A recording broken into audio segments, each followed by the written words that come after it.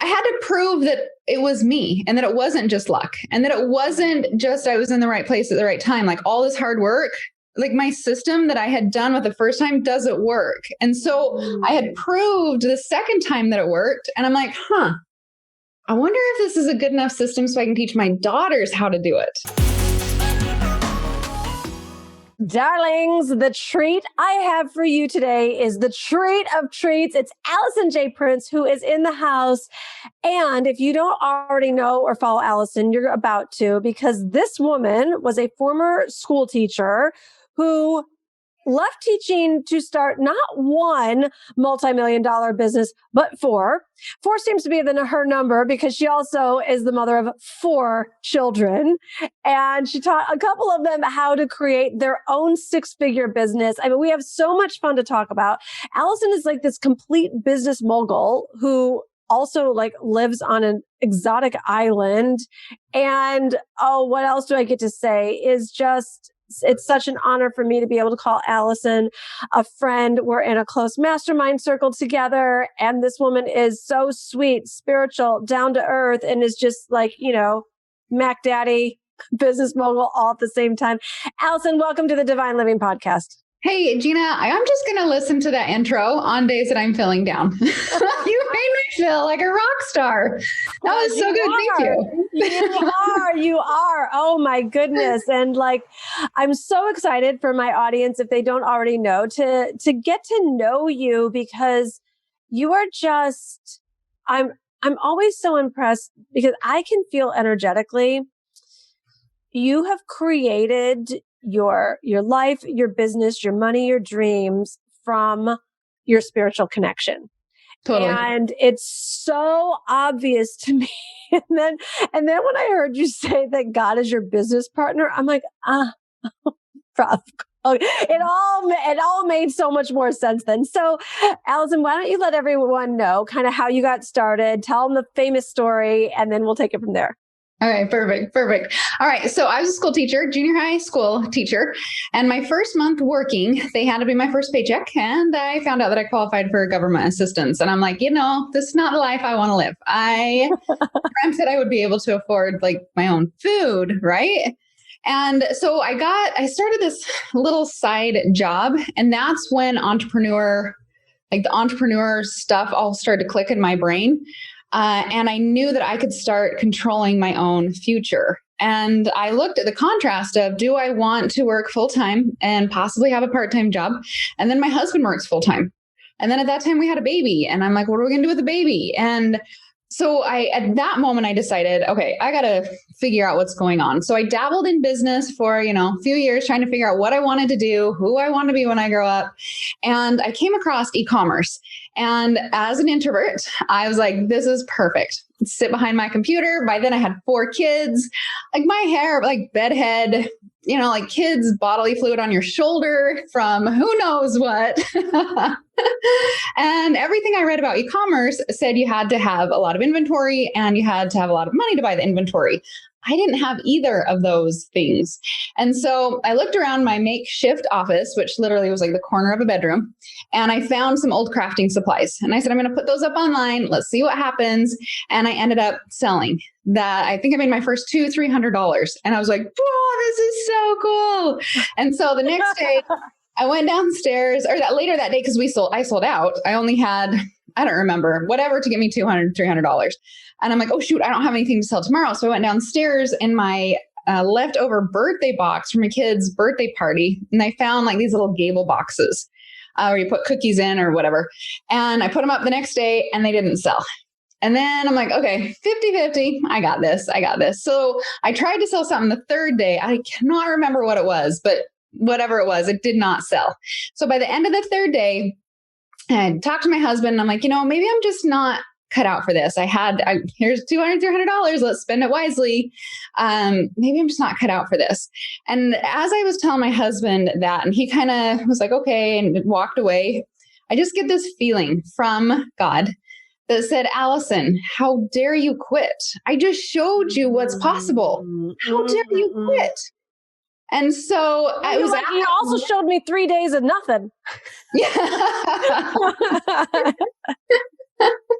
I know, right? But it was at that moment where I was like, all right, God did show me what is possible. And so at that moment, I did make him my business partner.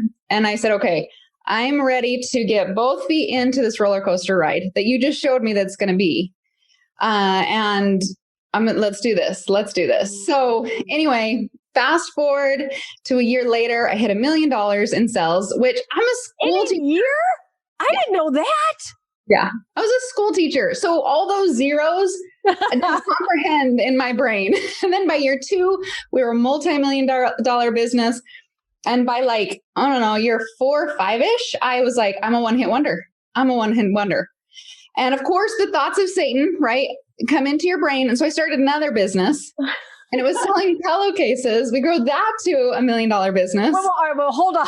You should just like, all right. So when someone has success, and it literally, it's very ironic. I was coaching a client earlier today, and she had like did her a launch and had like a 6-figure launch, and she was like, "But I feel like it was beginner's luck." And, and she's like a ladybug on her back. And you're like, I feel like I'm a one-hit wonder, but let me go start another company. Like people, when they're down on themselves like that, don't normally roll the dice on the next up level. Just bridge that gap for us there for a second, girlfriend. Well, I had to prove that it was me and that it wasn't just luck and that it wasn't just I was in the right place at the right time. Like all this hard work, like my system that I had done with the first time doesn't work. And so I had proved the second time that it worked. And I'm like, I wonder if this is a good enough system so I can teach my daughters how to do it. So I taught them. Wait. All right. So wait, we did the first system got to $1 million in a year, and then it did multi-millions. And then you started the next company and it also did $1 million in a year. So it did $1 million in 2 years. So I didn't want to confuse my first company because that was still going. So I did this other company, like completely off the grid, kind of like my face wasn't associated with it, nothing, like no face, no nothing. And I went out there and did 2 million or $1 million in pillowcases in 2 years. Then I took that same system, showed it to my daughters, and my daughters did 6 figures in 9 months. And how old were they? How old were they? They were 10 and 13 at the time. Oh my gosh. Before high school. And this is like the best part. Everybody's like, Allison, you probably just did it for your kids. No, I was running 2 multi-million-dollar businesses at that point. Like, I didn't have time. And so I really feel like this was like God once again saying, Allison, you did it once, you did it a second, you taught someone. I think it's kind of time you start opening up this introvert and start teaching the world. And I'm like, no, I do not want my face anywhere. I am fine just sitting behind the computer selling cupcake liners and straws and pillowcases. I'm good, right? I don't want people making fun of my eyebrows if I draw them on crookedly. Like, I just didn't want that pressure. And God's like, oh no, I have a different plan for you. And I'm like, oh, I don't want to listen. I don't want to listen. And of course, with resistance, he gives me people in my life to help me become more comfortable with it. And so then I start my journey into teaching other people online. I started with my sister. I started with friends. Then I started moving to the online space, and I knew that I could do it because I had practiced with myself, with my daughters. I mean, if you can teach 10 and 13-year-olds, right? With my sister, with friends, then I had the confidence to be able to teach. And I think that's just a deeper lesson in there, right? Like if I would have come out on day number 1, you don't have confidence. It's the forward action. It's the movement that creates the confidence that you're like, I don't know if I can do this. This is crazy. Like, why, who am I? Like, I'm a mom of 4 who has bedhead today. Like, how do I even start this? And it was just the moving forward. That's what helped me to get the confidence to keep moving forward. So movement creates that confidence. And then 2 multi-million-dollar businesses under your belt. Oh my goodness. It's so beautiful. So if everyone is not running over to Allison's website to sign up for her programs on how we'll give all those links at the end. Stay close. So what advice, while we're on e-commerce, and what advice do you have for people who are like, I don't know what to do. E-commerce, like, what is that? Do I need to like do manufacturing in China? Like what are some, pieces of advice other than sign up for your courses later on. But what advice to someone who's thinking, well, maybe I want to do e-commerce? Okay, so I love that question because number one, I didn't even know what e-commerce was for the first 4 or 5 years that I was running e-commerce. I'm like, that is an ugly word. I don't want to be associated with it. I have an online store. I sell cupcake liners. I sell straws. I do not have an e-commerce store. Okay, thanks for the rephrase. I know. Whoever came up with that name, I'm like, really? Could we have not made it just a little bit prettier? Like, come on. So I think the big thing is people, and I felt it too. When we sell products online, we feel like that's going to define us and who we are for the next 10 years.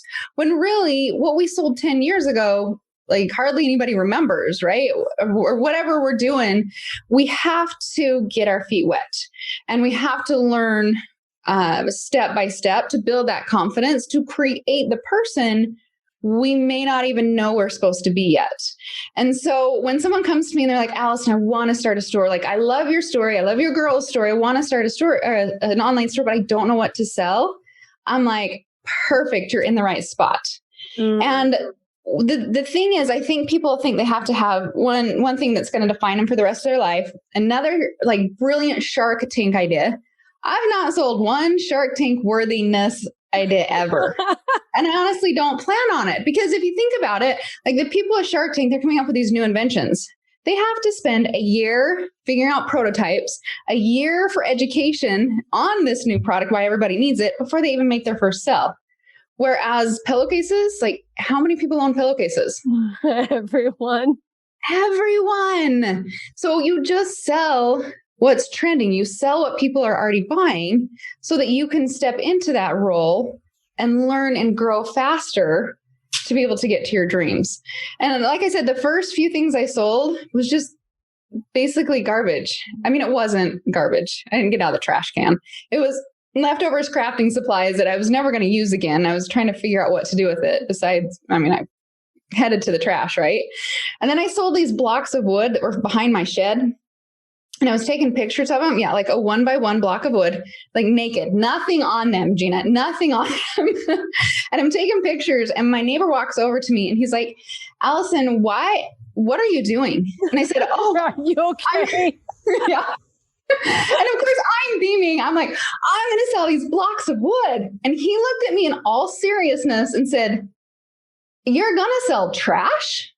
And I was like, oh, I didn't see that as trash. And a damper on the sale. But I didn't listen to him. I went forward with it.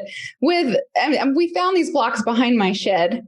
And we sold out of those in seconds. So we call a local place to ship us more blocks of wood. Curiosity, who buys blocks of wood, Alison? Okay, I'll get there. Okay. I ended up selling over $9,000 in one day. Oh, and naked blocks of wood. Naked blocks of wood. Oh my goodness. Here's the deal. And Gina, you teach this too. Like we all know this, but we have to see it in action for it to sit in. I didn't say, okay, these are pine. These are 1 inch by 1 inch. These are sanded. These are smooth. No, I said, imagine getting together with your kids, gluing kids' faces on them, wrapping it up in a bow, and then handing it to your grandma for Mother's Day.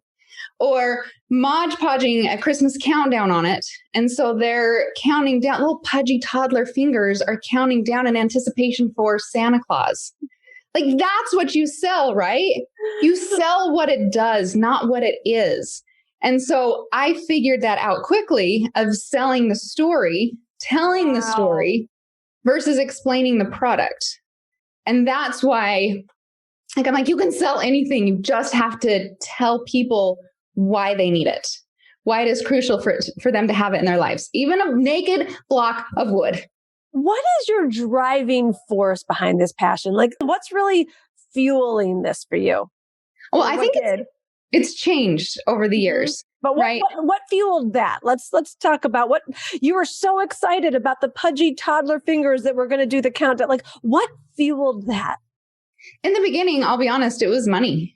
We had to have money. Now, my husband was a physical therapist and he was great, but we had student loans, we had a mortgage, we had a car payment. And I felt like we were good enough to put food on our table, but we didn't have enough to put food on other people's table.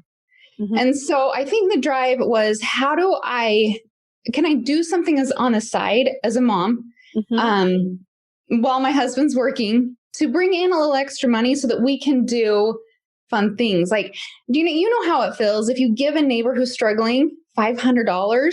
Like one year we got this little Christmas candy box, and of course we eat all the chocolate out of it, right? Mm-hmm. And then we put $50, $25, like all the money in it. And then we went and delivered it to a neighbor. And this wasn't why we were making a ton of money, but it felt so good. So I think it was selfishly to feel that goodness of being able to give.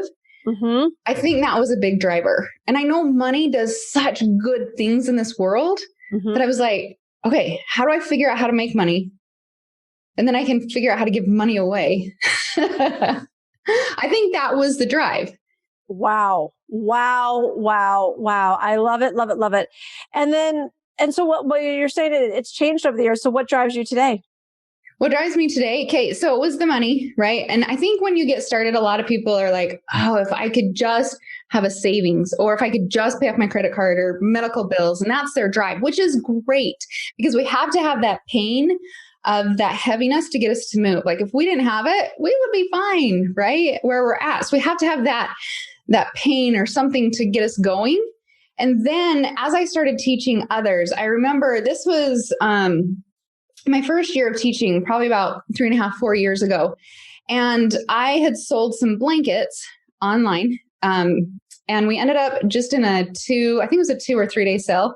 We ended up doing over $64,000 in blankets, right?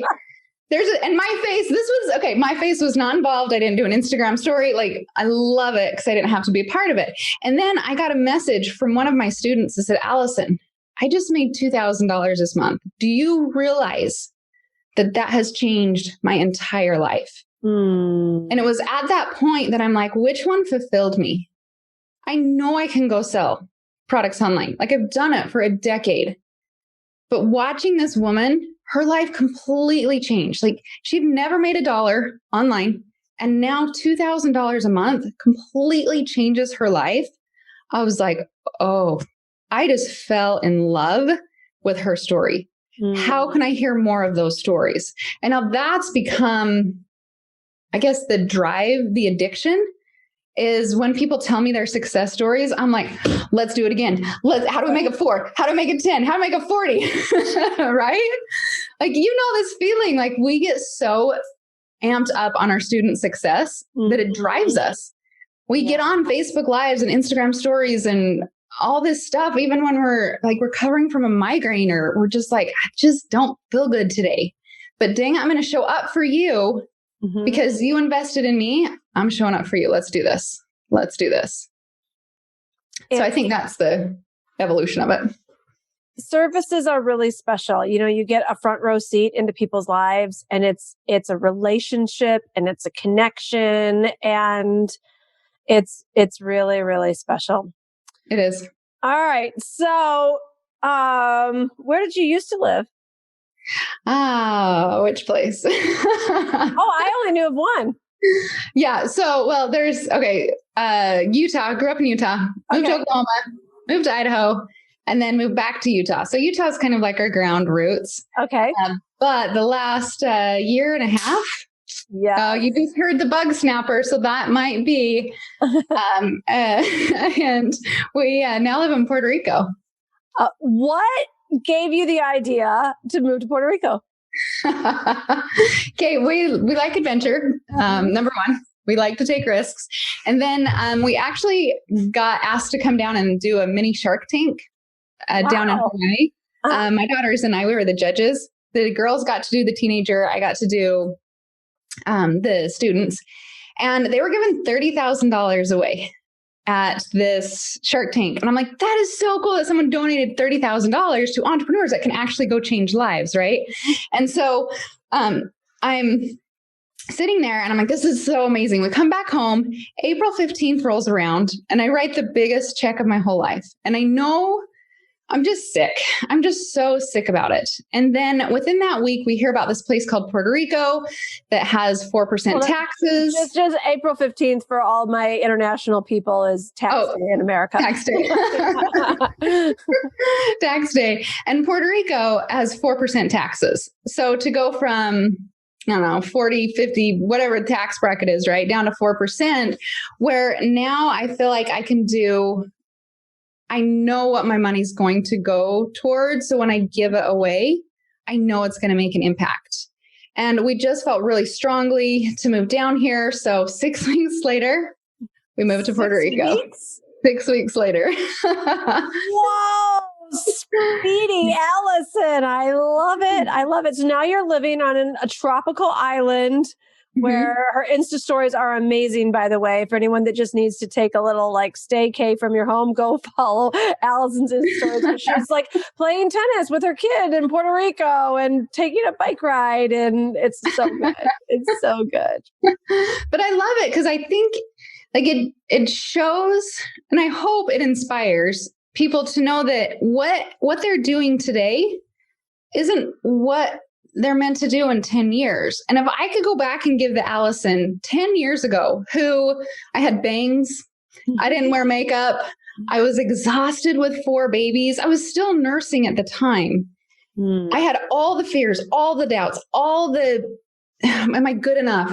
Am I just wasting my time? What am I doing? I don't know what I'm doing. If I go back and just wrap her in my arms and just say, thank you. Thank you for doing this. Thank you for moving forward, even though you had no clue what you were doing, even though you were scared out of your mind, even though the neighbor was laughing at you. I guess that was a little bit later. Laughing at you for selling trash. You did it.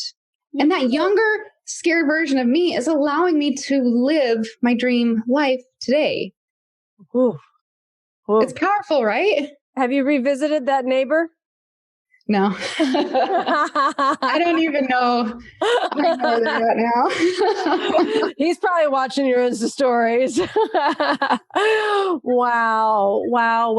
Allison. So beautiful. So, I think that you talked about the roller coaster earlier, that, the entrepreneurial and people are like, I want to be Allison when I grow up and sell $64,000 worth of pillowcases and multi-million-dollar companies. Is that like, so on that entrepreneurial journey, like when people will hit those highs, and so they're doing what they're doing because they love it or they're excited or feel like it's their soul's mission or like it's their next thing. And then the lull hits. Then something doesn't work out. A client backs out. The launch doesn't take off. The show up rate isn't there, whatever it is. And then there's just that like thud, like a ton of bricks in your stomach. What advice do you have for somebody that maybe hit the low end of the roller coaster ride? Well, first off, congratulations. You've got to hit it. All entrepreneurs do. Gina, you've hit it. Like everybody that we talk to, that's part of it. If you're not hitting those, then you're not an entrepreneur. Like there is something wrong. You're not pushing yourself hard enough. You have to have it. That's part of it. And so as you see it, you're like, okay, I know this is part of the journey. Just like if you're running a marathon, mile number 16, I think it's 16, maybe it's 20, I don't remember, is like the wall. And if you can bust through that wall, then you're good to go. And so you just plan for those things and then just like journal about it, like get it out of your head, right? I think you told me you shine light on it and it goes away. And so if you're like, okay, what is freaking me out right now? What's holding me back? Why am I so scared? I hit this or my show up rates or whatever the excuse is, right? We can list off 10,000 of them. Just write it out. Just write it out. I remember one time I did a webinar and I sold one and I called my team and I'm like, that's it. You're all fired. I quit. Because it feels awful, doesn't it, in that moment? It totally does. But I think it keeps us humble. I think it keeps us hungry.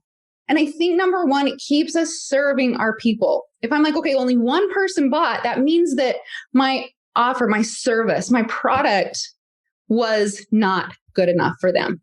What do I need to do to be able to give them an offer they can't resist? Right? And we hear that all the time. Give them an offer they can't resist. No, literally, like, what do they need? It's not about you.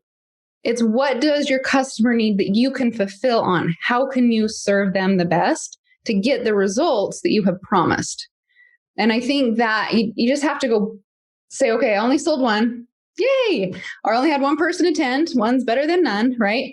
And then go back and say, okay, what do I need to do to make this to where they need it, where they have to have it to succeed? So and then you do it again. Mm-hmm. And you do it again. And it's like some people, I've seen them jump from e-commerce to digital to real estate to nursing. Like they jump all over the place, right? Mm-hmm. And I think about like landlords when they get a property to rent out and they don't have someone living in their home or renting that property out. Does the landlord say, oh, I'm walking away from that, I'm going to go find another place? No, they stay with that property and they improve it.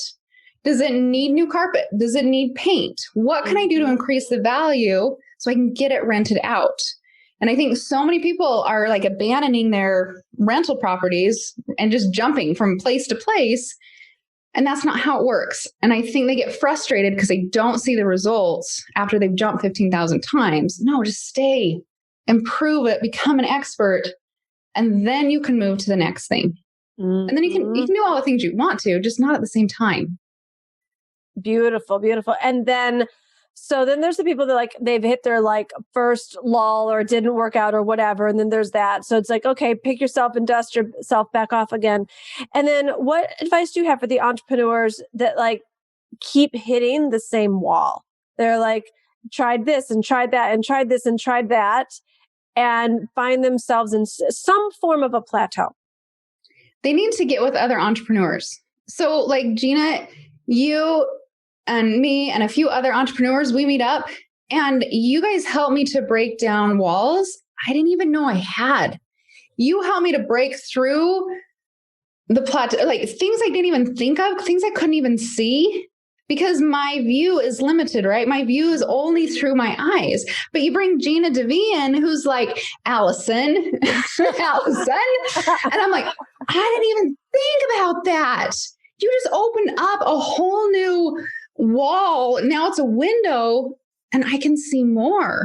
And so I think you have to have entrepreneur friends. Like you literally have to have a community, whether it's 6 people, whether it's 100 people to bounce ideas off of. When an entrepreneurship people, I think Satan gets into our head and he's like, oh, you're on this lone island. You have to do it all on your own. Mm-hmm. And I think that's one of his greatest tools, that in comparison. Yeah. And he keeps you on this little island so that you can't grow.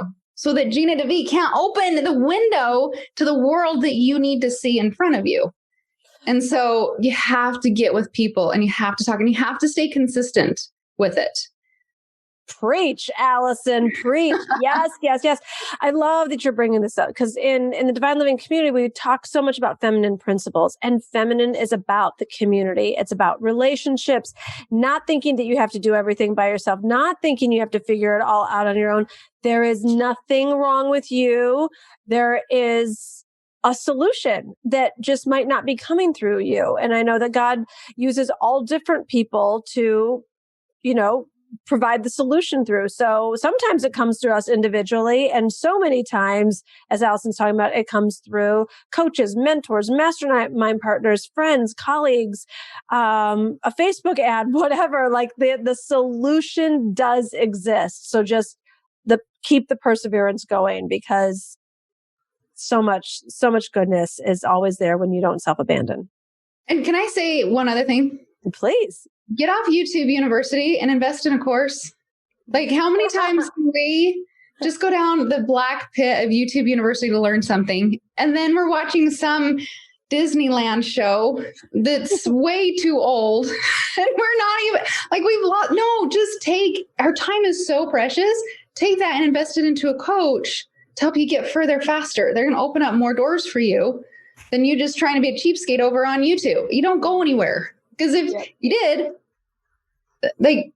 I don't know, you wouldn't be where you're at. If you just stayed on like YouTube University, you just stay where you're at. You just get more confused. You go down too many rabbit holes over there. So get with entrepreneurs and get a mentor. I love it. I love it. I love it. And then, because then you just go to the next levels. Are we allowed to talk about what just happened for you with your next level? Absolutely. Absolutely. What just happened, Alison? You're talking about the challenge, right? No. I'm talking about, I think what you were doing a happy dance about at the end of September. Oh, my goal? My financial goal? Well, and there was a transaction that happened. Gina, what was it? You sold a business. Oh. Are you allowed to talk about that? Yeah, we can talk about it. I can't tell specific numbers. Okay. No. There's so much, Gina. Like, we did our live conference. We sold a business. We did the challenge. We're doing all this stuff. So much has happened in the last 4 or 5 months. Like, my mind's like... Okay. All right. So look, I just think it's like, so I never even thought about selling business. I mean, I'm the name and face of the brand, but it's like Alison, she's like sells businesses like pancakes. Like, I'm like, and so tell us what just happened. All right. So, I actually sold that pillowcase business, which is so cool. You're actually the first one. You guys listening, this is the first audience I've told. I haven't even told mine yet because I'm trying to figure out how to work it into a podcast episode, because you can borrow this one. Yeah, I sold, this is my second business that I've sold. So that one that I built from trash, we ended up selling it 7 years later. And then the pillowcase business, we signed end of September. And that was so fun to be able to do. And that's like the beauty of being able, like, you can choose your own path. I have businesses that I never want to sell. I want to be a part of forever. And then I have other businesses that I'm like, do you know what? Let's just run it in a few hours a week. I don't want to be the face of it. Let's build it. Let's sell it. And let's move on. You get to choose the business that fits your personality. And I just happen to have my fingers in a few things. I'll say so. Oh, I mean, congratulations. I just love the big thinking in you. And then the other thing that we don't talk a lot about here on the Divine Living podcast, but I know that you're really involved in this. So investing, I think women, like I'm not going to speak for everyone, but in general, so many women entrepreneurs are not involved in an investing conversation. And so I know that you're really into investing. So so not only do you have your businesses, you're selling businesses. So like there's all kinds of ways to be making money, ladies, and investing. So what do you want to say about that, Alison? There's so much. And there's so little. There's not a lot of people that talk about money, especially investing. And then for me, I go out and I listen to people that talk about money and investing, and it's like college, PhD. I don't understand it. I don't get it at all. And I need something basic. And even basic with me, I feel like I have to listen to something 16 times to understand it. I wasn't blessed with the brain that like just gets things like this. I have to keep going with it. And so I'll have people come in and they're like, I listened to it and I just don't get it. And I just was crying. And I'm like, why? Listen to it 15 more times. That's what I have to do. So instead of getting frustrated that I didn't understand it the 15th or the first time, I'm like, I have 15 times more to go. Then I'll get it. Then I'll get it. Attitude. So, right. Set yourself up for success, not failure. And tell your brain, just take 16 times. That's it. Podcast episode, 16 times, nail it. And so what I've done is I've just been asking people that I trust. So I did get a financial advisor, which I love. And then I listen to what he has to say. And then I go back and I listen to other people. And then I'll talk to some of my entrepreneur friends about it. And the way I've always seen it, and I think it stems from, and Gina and I, we've talked a lot about this before, is I grew up with grandparents who were in the Great Depression, and it was save everything. It was scarcity. It was recycle your tinfoil. It was recycle your baggies, which I still do. And so that's kind of, I've saved a lot of money, but I invest it into things that can start paying me quickly. And so I think that my husband and I were talking about that a few days ago is I think we've done it backwards from what the world does. So the rest of the world, we've seen they get some money and then they go spend it on cars and fancy stuff. And Jared and I, we've saved it. We've put it in investments. And then those investments are actually we're going to pay for the cars or the fancy houses. So it's like we get the cars and the fancy houses. And fancy house, it's not any. I mean, it's perfect. It's what we need. But it's like we're getting those houses and those cars for free because we put that money down into investments first. And for us, that's how we see things, is how do we end up getting it for free? It's the grandpa coming back, right? So if we can invest it and make a return off of it, that pays for the thing that we want, and we still haven't touched the main piece of it. Like, that's such a win-win. Yes. And it's just, I think the hardest thing is saying no that first time of, no, I can wait and buy that. Let's stick it into the stock market, or like we are invested into some home health and hospice type stuff. We invest into there, and then we wait for those payouts, and then we make decisions based on those. So it's been a whole new, I mean, when I first started, that wasn't it. That was like, how do we get money to pay for our neighbor who's sick? How do we figure out how to get food on their table? And then now it's just been this evolution of changing. And now let's look at it as investment so that we can live off the bonus. So beautiful, right? So beautiful, so healthy, so wise, so abundant. You tell me, Gina. Okay, wait. Can I pause? Can we pause? Okay, let's talk about Gina. Can we talk about you for a minute? They hear a lot about me, but sure, absolutely. Okay, when you came, the first time I met you and you were talking about queens, I was like, yeah, like Beyonce, she's a queen, like queen.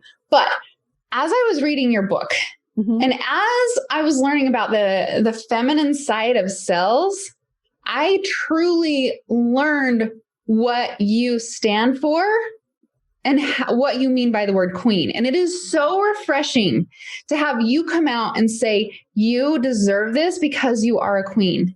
And it doesn't matter your income. It doesn't matter like where you're at, where you're living. Like, you truly can be a queen because you deserve it. And it was so nice to know that I can bring in emotion and bring in personality and bring in who I truly am, instead of being so rigid with some of my processes that I've learned in the 42 years, right, of selling, that it's okay to just lean into things. Like, I think you were the one that taught me that. Just lean into who you are, because you are the queen, and abundance will come to you when you allow that.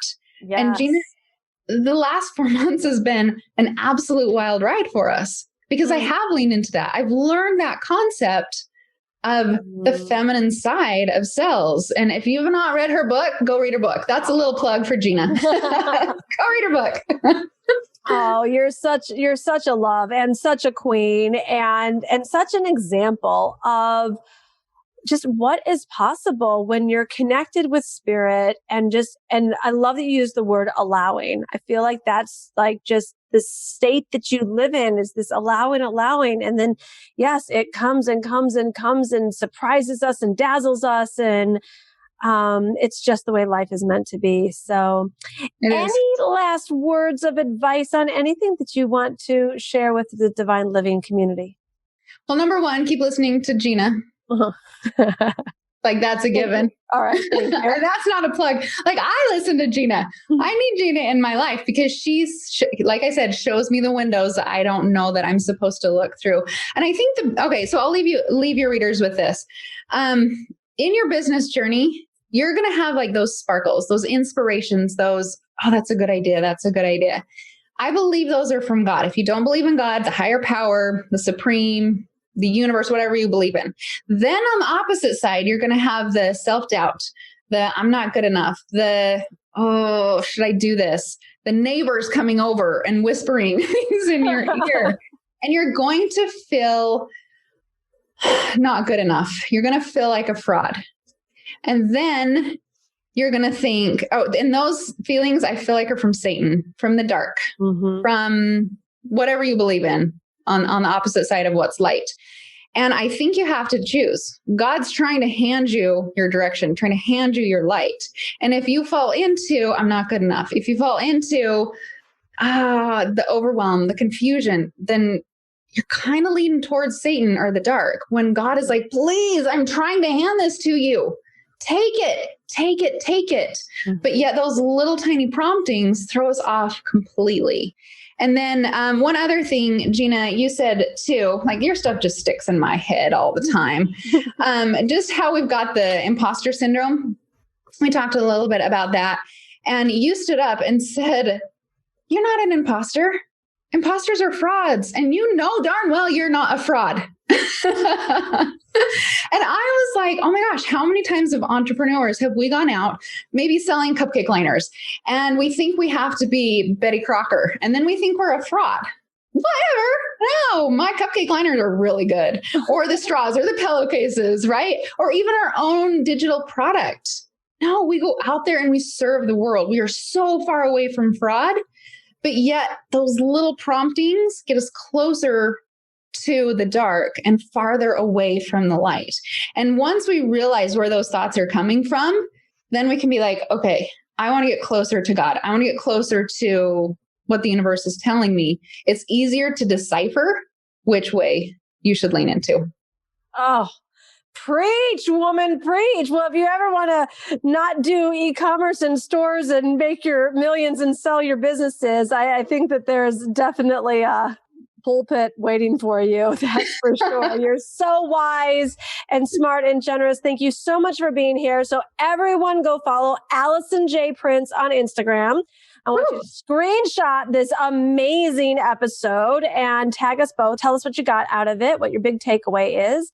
And Alison, where can they come find about you, sign up for your list, get into your programs? What are the options? So Instagram, you can go Alison J Prince on Instagram. There's a J in there. There's a bunch of Alison Princes out there. So I put the J in there to help me cheat SEO, right? Like, how do we be a little bit unique so we pop up quickly? Anyway, so yeah, Alison J Prince. There's a podcast, Because I Can, Life, life.com. And then AlisonJPrince.com. You can go take a quiz to see if business building is right for you. Like, I'm all over the place. Lots of freebies, lots of downloads. Oh, I got a good one. You can go to becauseIcanlife.com/gift, GIFT. I'm going to show you 16 products that help me to get to my first million, and they are going to totally surprise you. Because it's nothing fancy. It's like one of them is a block of wood. And then there's other things in there. These are some of the products that help me to get to my first million online. I love it. I love it. We will have all those links in the show notes. So go subscribe to her podcast, leave a review, listen to Alison. You're going to get so many more jewels of wisdom and inspiration and perseverance. So love you, sister. Thank you so much. You're such a star. And to be Thank you, Gina. Thank you. If you are at six figures or multiple six figures and have a desire to work with me in a very close, intimate, and elite way, I want to invite you to check out the La Dolce Vita program. It is by application only, and you can get all the details at divineliving.com/La Dolce Vita. The link is also in the show notes. And if this is for you, we're about 50% sold out at the time of this recording. And see if it's for you. If it is, get your application in. You're real clear on who it is for, and you'll know if it's right for you. And if you are interested in being around me and my fierceness and getting coached intimately for you on your business and what you're craving in the next level, plus being around these other, I can't say all these amazing women because it's not a big group program. It's pretty small. You'll see the details on the page. But the women who are just about the yes and just about the up level and just about the how can I do this so that they are living the sweet life in every area of their lives, then this might be for you. So definitely check it out. But either way, I want you to know that you have the ability to raise your standards in a way that you feel proud, that you are excited, and that literally creates the business of your dreams. Lots of love.